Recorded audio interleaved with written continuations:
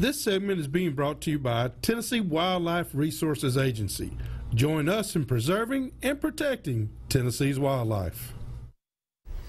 All right, welcome back, everyone. And I tell you what, we're going to open up our phone lines here at 615-737-7767 for any calls you might have or any questions you might have about upcoming events and stuff, and even the topic that we're talking about. We're talking about how to get kids, first of all, involved, and then how to keep them there, and how to make sure that you keep their attention.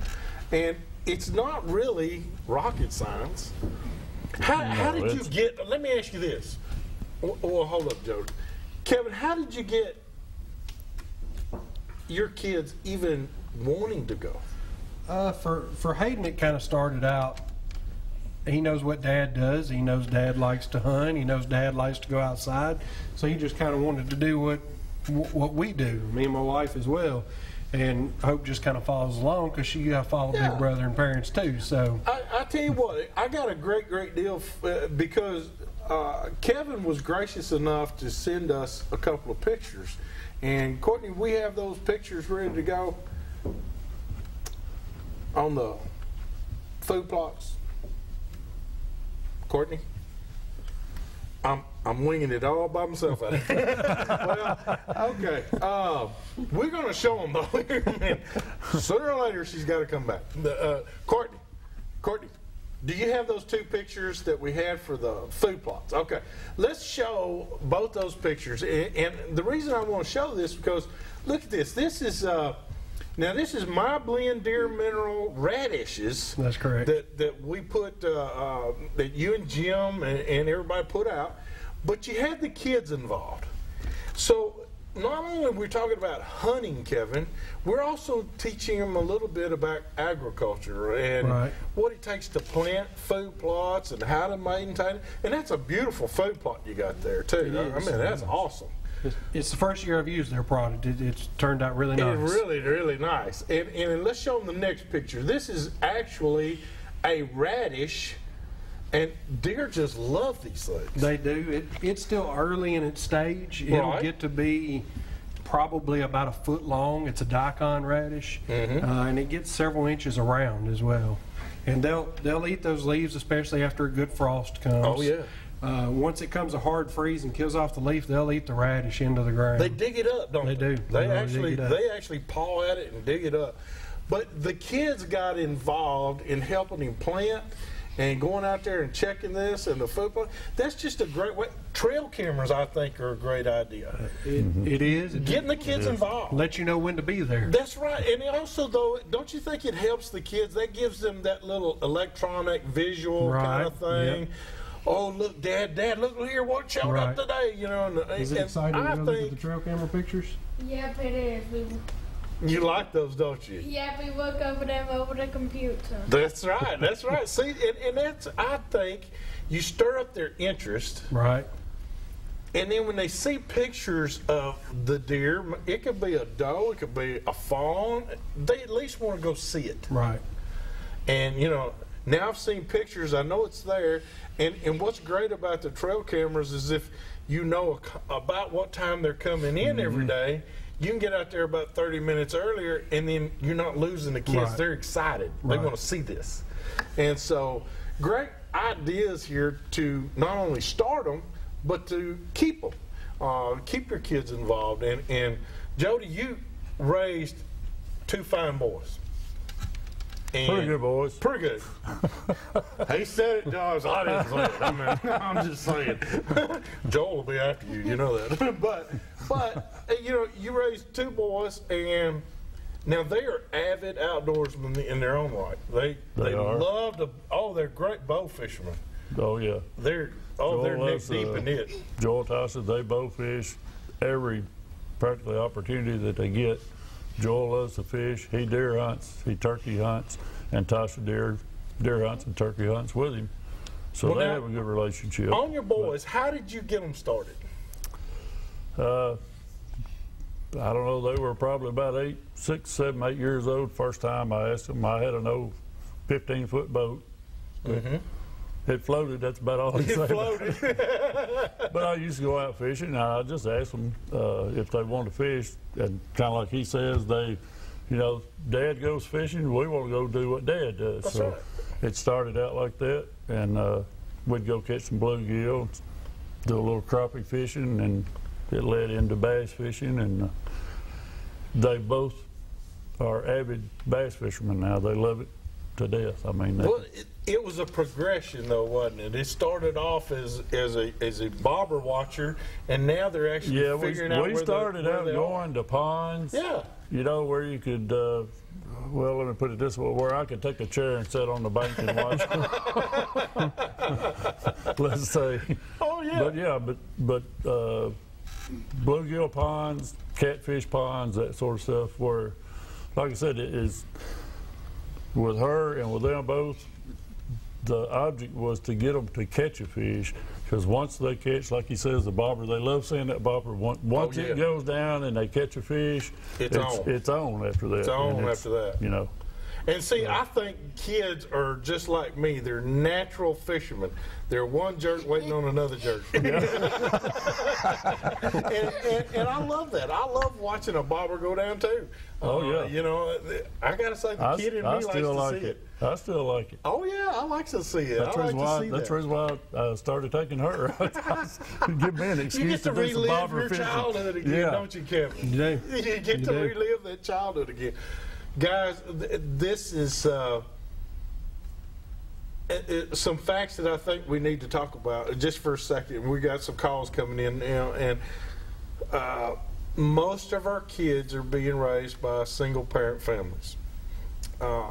Do you know of any organizations where these moms, because it's usually the mother that raises the kids, because I get inundated with emails of people wanting to know, I've got a son, I've got a daughter, they want to get out indoors, and I have no clue what to start. Is there any organizations that you know of? The Sheriff's Department I know is big time involved with a lot of kids. It's getting involved. The FOP has a youth camp every year, several camps throughout the summer where they introduce the kids to the outdoors. I think about, I'm a member of the Davidson County Sportsman's Club, and they go on the free hunt and fish day and take kids to do that as well. And these are guys that are, and gals too, that volunteer their time Right. to take these kids out. And I've got to say, Fate Sanders did a great job this year. John Hopkins, or we call him Hoppy, he invited Rutherford County Schools. There was a group from Rutherford County Schools that came out, never fished a day in their lives, ever. And they were ranged from 11 years old or 10 years old up to about 13 years of age. And so they brought them out there, and Hoppy took them fishing to all these secret little holes around the docks area, and they caught fish. They caught their very first fish. And knowing Hoppy makes them kiss the fish. If it's the first fish, they got to kiss it. And there was girls freaking out, going, "I'm not kissing this thing." Oh yes, you are. And you know, it's great memories. Those kids will have those memories from now on. Well, sure. They'll be able to tell their grandchildren about the Right. first time they ever went fishing. So I'm saying, moms, if you're out there and you're looking, you've got kids and they want to get involved, great places to go, and I think is start off with Tennessee Wildlife Resources Agency. First of all, they've got all kinds of different youth programs that you can get involved in. They have turkey hunts in the spring, Yes. guided hunts that we take them to Cheatham, to the Cheatham WMA out there, and carry them hunting out there. So it's great opportunities. Start off with Tennessee Wildlife Resources Agency, and I promise you it'll be a little bit better for you, a little easier. They can guide you a little bit better. Let's take our first caller here. We got JC. JC, how can we help you tonight? JC? Okay, I don't have JC. How about Sean? How can we help you tonight? Oh yeah, I was wanting to ask if y'all knew about when they was going to start letting you hunt either sex on the Cheatham WMA. They've been buck only for 2 or 3 years, and there's really been no indication when they was going to change it. And I was just wanting to ask about that. I thought I thought during archery season it was either sex. In archery it is, but muzzleloader and gun, it's not. Okay. Now I can help you out there. I thought we were talking about archery because I was like, oh, wait a minute now. Archery is either sex. Yeah, archery is. Yeah, archery, and I think the youth hunt is. Yeah, the youth hunt is. Now, the muzzleloader and the modern gun, I believe there is a limit. And the reason is because they had a massive die-off. What was that, 3-4 years ago? Yeah, they lost about 35. They call it blue tongue. Yeah, it was word for it. I can't remember. Episodic hemorrhagic disease, EHD. Yeah, And that's what it was. The numbers is up on the does over there, but, Yep. It still ain't gave any indication when they was, going to start letting you hunt either sex. Well, I'm not for sure, but that's a great question. Randy Cromer out there is awesome in his own right as far as a manager. We can ask him, and maybe we can give you an answer next week on the show. I'll call him in the meantime and ask him. But I think that's still the reason is because of that die-off that they had of the EHD. They had 35 to 40% loss of deer population in that area. I know they had a good bit back toward where I'm from, Yeah. Perry County. They have a lot of it too, but they will still let you, they still let you hunt either sex. I was just wondering about that. I don't know if y'all knew or not. I appreciate it, man. I'll tell you what though, we will try and find out because it is a great question. We will try and find out for you, Sean. I appreciate it. Thank you, sir. We appreciate that. And those are great questions.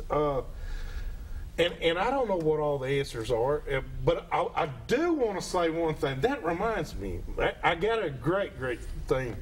My good friend, our good friend, Bobby Wilson, has been promoted at Tennessee Wildlife Resources Agency. He went from head of fisheries, now he is the second in command, right up under Ed Carter, over fishing and hunting. And I got to say, Bobby, it couldn't happen to a finer person. Bobby is a really, really good TWRA person. He's a good person in his own right, a good Christian man, family man. He loves to get kids in the outdoors. He loves to see people hunt and fish in this state.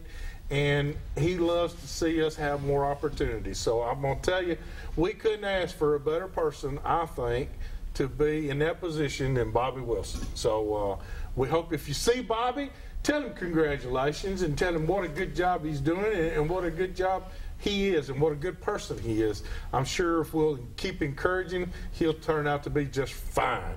All right, we're going to give our tip of the week. Now, guys, I want to hear from you real fast. We got about 30 seconds apiece. What's a great tip to keep the kids in the outdoors? Jody? To keep taking them. If they want to go, take them. Keep asking, don't you? Yep, keep asking. In her case, she asked, so I take her. If she wants to go, I try to make it available to go with her. All right, that's a great one. What about you, Kevin? Take them. If they want to go, be patient and let them be kids. Let them be kids. Let them be kids. I'm going to tell you, I've added a little thing. Joy and I are building a shooting house, and it's 5 foot by 10 foot. So that's 50 square feet. So that gives a kid plenty of room to run around. The reason we did that is because we're going to put a little folding table in there. If they want to play cards, we'll play cards. But if they want to hunt, we'll let them hunt. Right. If they want to just sit in there and go to sleep, there'll be a place for them to sleep. But good idea. Keeping it simple and keep them to where they will enjoy themselves, I promise you, ladies and gentlemen, you will keep that kid in the woods. And even if they do leave, even if they graduate from high school and they go to college and they get college crazy, and then they, and they get into their career, I promise you, the seeds you're planting now with them in the outdoors, you will reap the benefits from that later in life. They will come back to the outdoors. All right, we're going to take another break. When we come back, Joy's in the house. She's made another cake. Wanda's involved. We're just going to have to see how this turns out. Be right back with more So the Woods of Water.